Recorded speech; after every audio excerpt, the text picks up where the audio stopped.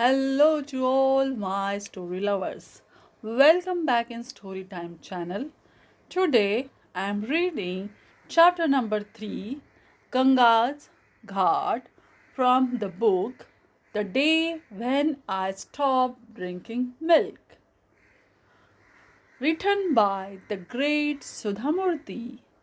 Now let's go through it. Ganga was a coolie in a tiny village in Karnataka which is infamous for droughts. She was a middle-aged woman who lived in a thatched hut near the rocks. She never locked her hut because there was nothing to steal from it. Her routine was simple. She got up in the morning, went to the fields to work, earn her daily wage, and then came back home to fetch water, have a bath, cook her meal, eat, and sleep. Her routine was the same on all days except Mondays, which was a village holiday. Normally, everything was closed in the village on Monday because it is the day of Lord Ishvara and Nandi is his vehicle. So, Monday was considered to be a rest day for the bullocks and a holiday for the village. Water was a big problem in the village because of the rocks around the area. The government had dug bore wells and water was stored in a tank. Everybody had to walk half a kilometer to fetch water from the tank. However, in the summer, it was very hard to go water because there was no electricity and the muddy road would get very hot. Hence, summer was a curse to the people in the village. Ganga used to feel useless at home. She was very lonely and did not know what to do on the days when she did not have work. During the summer, she did not get much work anyway because of the limited work available in the fields. She felt depressed knowing that she had no aim in life and nothing to live for. One hot summer evening, she came back from the fields after work and felt very tired.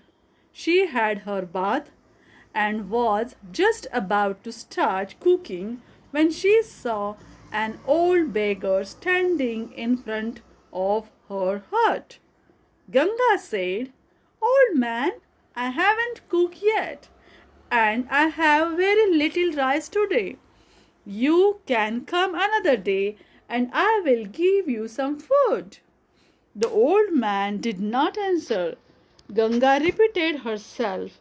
Then he said, "Akka, I don't want rice.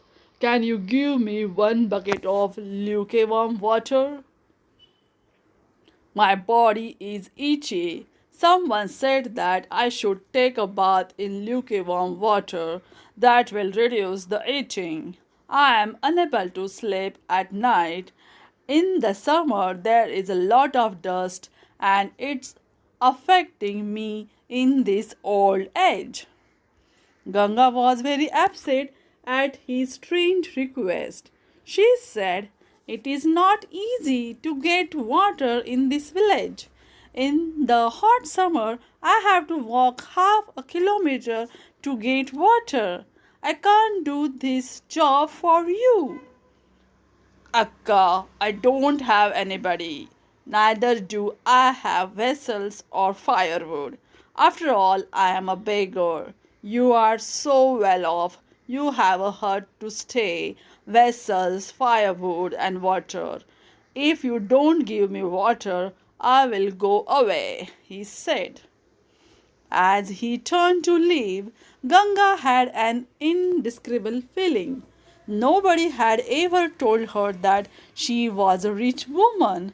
Nobody had ever called her Akka or asked her for anything.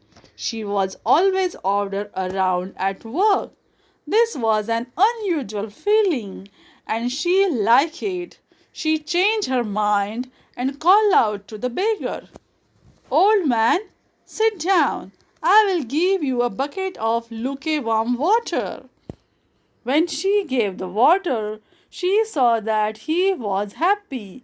He took a bath on the side of her hut and rubbed his body with a stone instead of soap. He was careful while using the water. After he finished his bath, he changed to another set of torn clothes and said, "Akka, God bless you." Then he went away. The next day, as Ganga was about to start cooking, the beggar came again. Just looking at him irritated her. She thought that once you help a beggar, they never leave you. They know how to get what they want by sheer perseverance. She was a little rude this time. "Why have you come again?" "Akka, I slept very well last night. I have come again to beg you for another bucket of lukewarm water." Ganga did not answer. Her mind said no, but her heart said yes. What was she going to lose? Just a bucket of water. The old man patiently waited for her answer. She looked at her vessel. There were 3 buckets of water stored in it. Without saying anything, she heated the water and gave him a bucket. He took a bath, blessed her, and went his way. The following day, she knew that he might come again, so she fetched an extra bucket of water. As usual, he appeared again. Before he could even say anything, Ganga handed him a bucket of lukewarm water and said, "Don't repeat this again. I can't do this every day." "Akka, if you can give me a water for a week, I'll be very grateful. I am old and can't bring water, but I can get dry leaves from the forest for you. They may help you in cooking." The old man had this bath and left. As promised, he bought a bundle of dry leaves for Ganga the next day. Ganga knew that he would come for a week, so she always got extra water. Now every morning she got up with a purpose. She had to fetch more water. Though it was tiresome, she had a goal. Someone waited for her. Someone blessed her every day. It was a good feeling. After a week, she thought that the old man might not come again. But on that day, she saw 2 people coming towards her hut. The old man had bought another old beggar who was in an equally shabby condition and kept scratching his body. Ganga knew what was coming next. Before they could ask, she said, "This is not a bathing ghat. You can't bring people here and expect me to keep giving water for their baths." Both of them stood silently and did not move. Then the first old man said, "Please give us some water, Akka. He is really unwell. If you give us 1 bucket, we will share it to somehow." Ganga knew that they would not leave unless she gave them water. Grumbling, she gave them 1.5 buckets of water. They thanked her profusely and shared the water so carefully that not a drop was wasted. Ganga wanted to tell them, "Next time you get your own bucket of water and I will warm it." But she was unable to say so, looking at their condition and old age. The next day she was plucking mangoes from the mango fields at work, and she knew that 2 people would come to her hut today. She was wondering how she would manage to make an extra trip to the tank to get water. Her colleague Yamuna asked her, "Why are you looking so worried, Ganga? The crop is good. We will continue to get work. The coolie rate is also high. You don't have too much expense either. You should be happy." Ganga then explained her problem. Yamuna smiled and said, "Look, if you really want to give them water, I will help you. My eldest son brings water on his cycle. I will request him to give one pot of water to you every day and leave it outside your hut." Thus, Ganga's problem was solved. Now, Ganga started giving 2 buckets of water to the two old men every day. After 10 days, she saw 3 people in the line, but this time she did not get upset. She knew that word had spread. People knew that if you want to have a bath, you should go to the Ganga's place.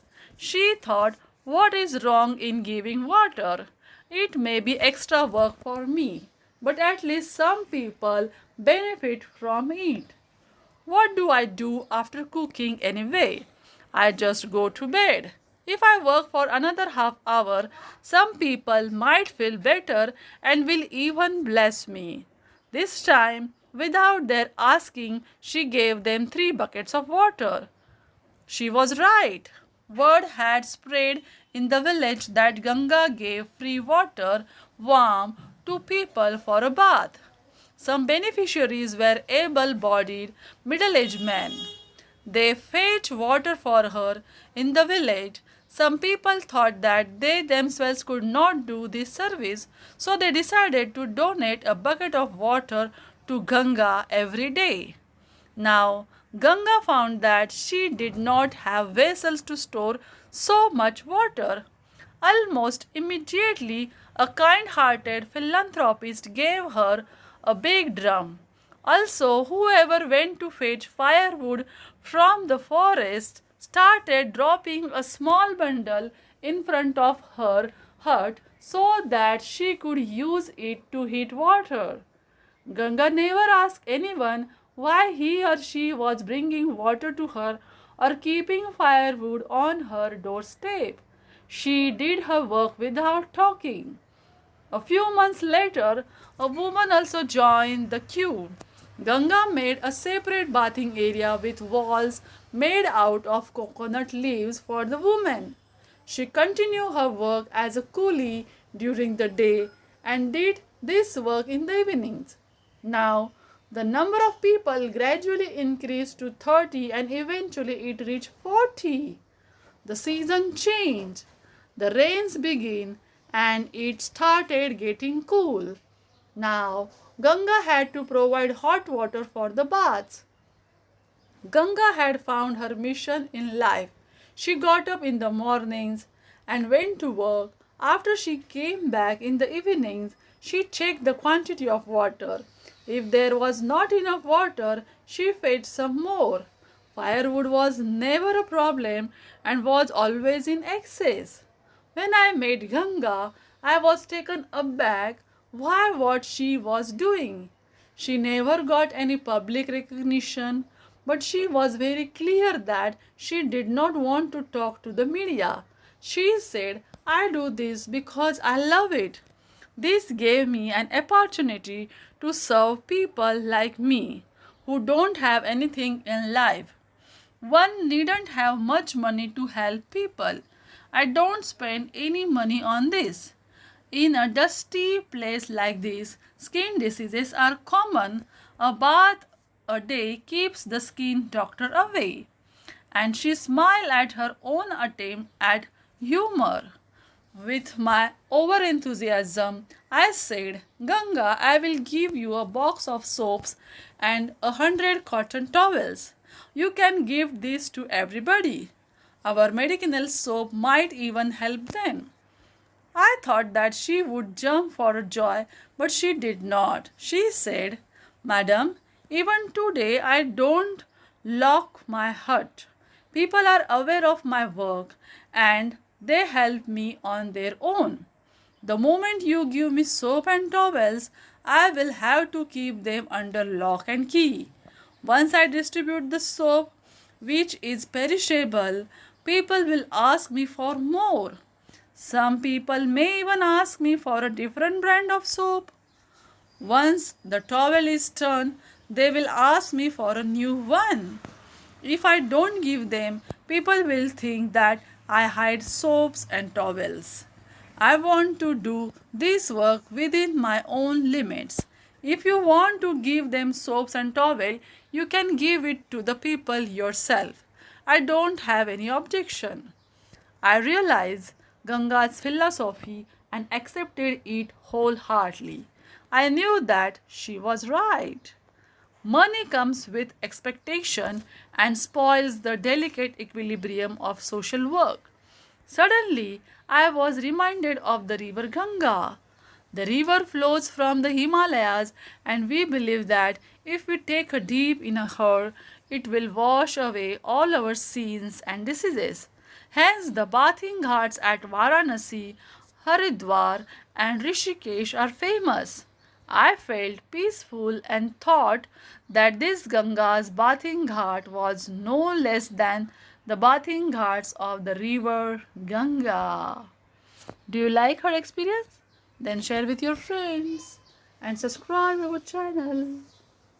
Thanks for watching.